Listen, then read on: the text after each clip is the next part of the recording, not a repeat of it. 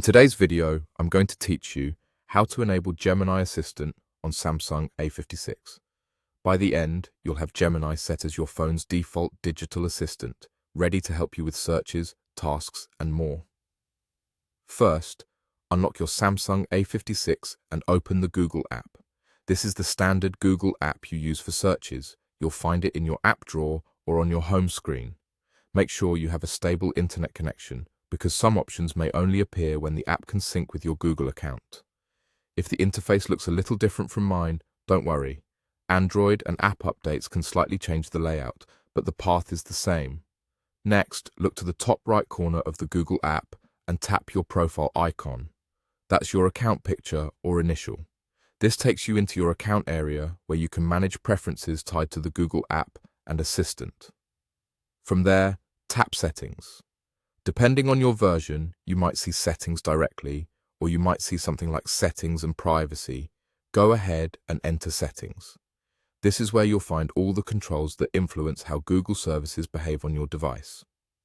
Now, select Google Assistant. Think of this section as the control center for your voice assistant, including voice settings, preferences, and which assistant your phone should use by default. Inside the assistant settings, tap Digital Assistant. On some devices, it might be labeled Digital Assistants or Preferred Assistant app.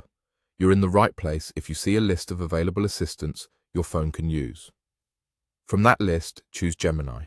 When you select Gemini, Android will set it as your default digital assistant so that future assistant requests route through Gemini instead of the classic Google Assistant. If you're asked to confirm or accept terms, go ahead and confirm so the change is applied. That's it. You've enabled Gemini as your digital assistant on your Samsung A56. From now on, when you trigger your assistant using your usual shortcut, you'll be interacting with Gemini's conversational experience. If you don't see Gemini as an option yet, it may be rolling out gradually based on region, account eligibility, or app version. In that case, make sure the Google app is up to date and try again later. Also note that certain work or school accounts can limit assistant options, so using a personal Google account may be necessary for this switch.